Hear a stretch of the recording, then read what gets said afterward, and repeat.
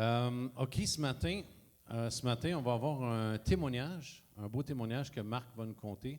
Il n'y a pas longtemps, ils sont allés au salon de l'ésotérisme à Saint-Jean et ils ont loué un kiosque et ils ont pris le temps d'évangéliser.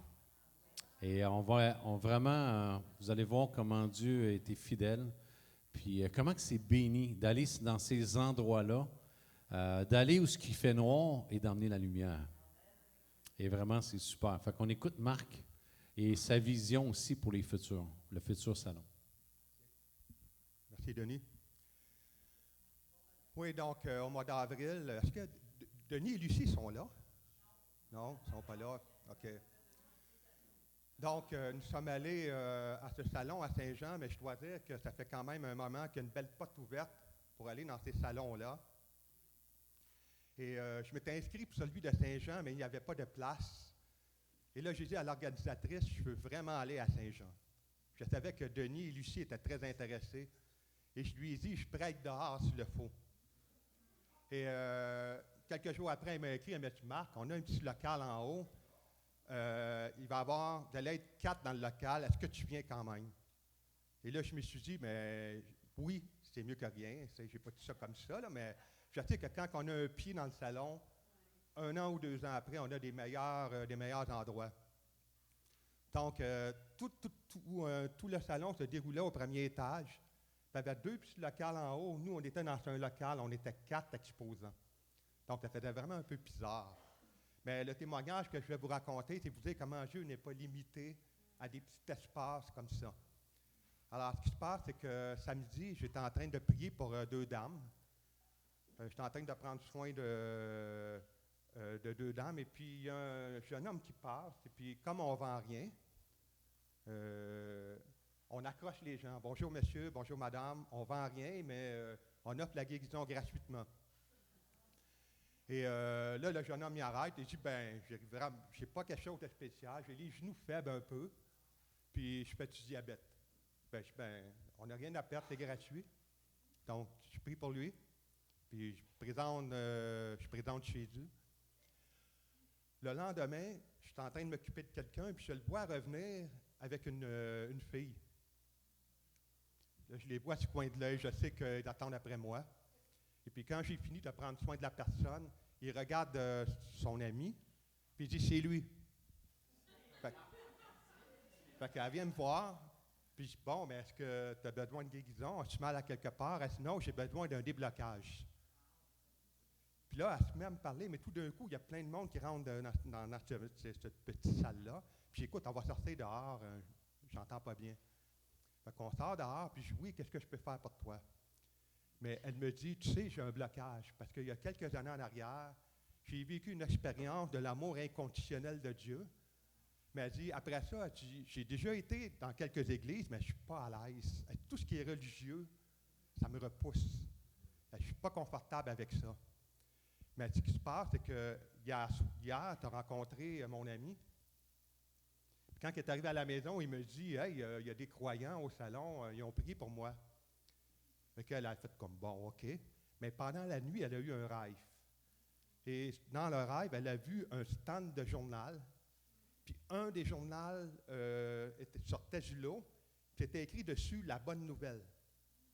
Et puis le lendemain matin, quand elle s'est réveillée, elle dit à son ami, « Je veux aller au kiosque que tu as été hier. » Et elle dit, « Ben là, je suis là aujourd'hui, c'est moi. » Elle dit, « Qu'est-ce que je fais? » Fait que j'ai prié pour elle, pour un déblocage. Et puis j'ai pu lui parler de Jésus. Puis je l'ai présenté à Lucie. Et puis, une semaine après, elle s'est jointe au groupe à Saint-Jean, puis elle a donné sa vie à Jésus. Donc, pour dire qu'on était dans un petit local en haut, au 2e étage, au milieu, pas beaucoup de monde venait là, mais Dieu attirait les personnes. Je pourrais dire d'autres témoignages, mais on n'a pas vraiment le temps ce matin. Denis aura l'occasion d'emmener d'autres témoignages à un autre moment. Mais pour dire que Dieu, quand on va dans des salons comme ça, on dit Dieu attire les personnes à notre kiosque, qu'il y ait une puissance d'attraction qui soit là. Et puis, on entend des témoignages des gens qui viennent nous voir, puis on ne sait pas pourquoi, mais on est là. Ou des fois, on parle de Jésus à des personnes, il y en a qui se mettent à pleurer. Je ne sais pas pourquoi, mais j'ai le coup de pleurer. À chaque fois qu'on parle de Jésus, Ça me donne envie de pleurer. Donc, les gens sont vraiment attirés. Il y a des gens qui cherchent, qui ont faim et qui ont soif. On a d'autres opportunités pour aller dans d'autres salons. Au mois de juin, on va aller à Québec. Et des salons comme ça coûte des sous. À Québec, ça va être un gros salon. Je ne sais pas combien de personnes qu'il va y avoir, mais ça va être plus gros que Saint-Jean. Puis si la folie du variole, ça s'estompe, normalement, l'automne prochain, j'ai l'opportunité d'aller dans 8 salons. Donc, je ne vais pas être souvent à l'église, mais bon, ça va être pour une bonne cause. Mais ces salons-là, ça coûte des sous. Donc, j'ai demandé à Denis si je pouvais en parler avec vous ce matin.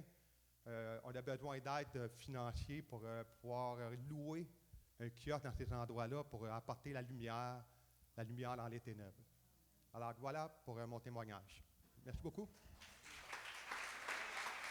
Wow! Wow! C'est incroyable, hein?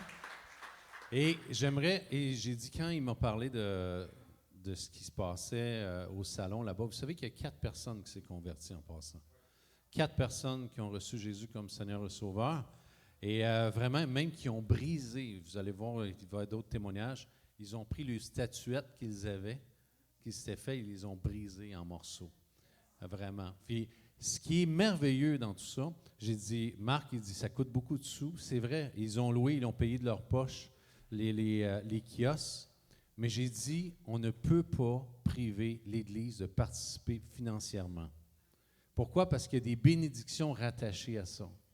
Le prix d'une âme, c'est quoi? C'est quoi le montant qu'on peut mettre là-dessus? Il n'y en a pas, autre que Jésus-Christ, qui a payé le plein prix. Fait que, et vraiment, j'ai dit, il ne faut pas priver l'Église de participer financièrement et de vous soutenir dans cette super œuvre pour présenter l'Évangile.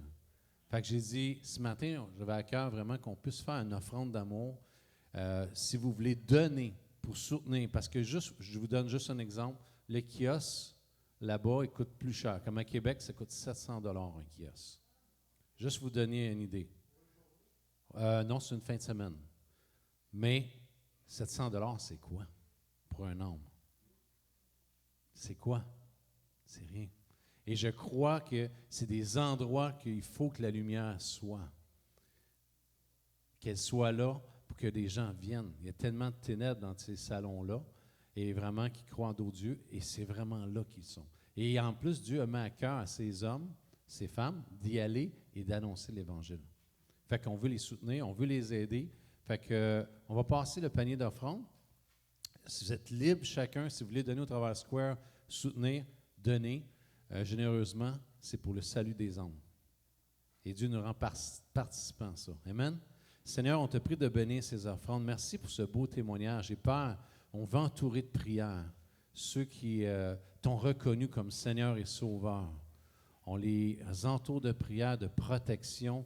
On prie, Père, qu'ils puissent découvrir encore plus ton amour, Jésus. Que leurs yeux s'ouvrent sur ton amour encore plus pour leur vie, Seigneur Jésus. Bénis-les, entoure-les et qu'ils découvrent la profondeur de ton amour, Jésus. C'est notre prière ce matin. Et vraiment que tu puisses les conduire aussi à se réunir à un endroit où ils vont recevoir la parole de Dieu. Dans le nom de Jésus, amen.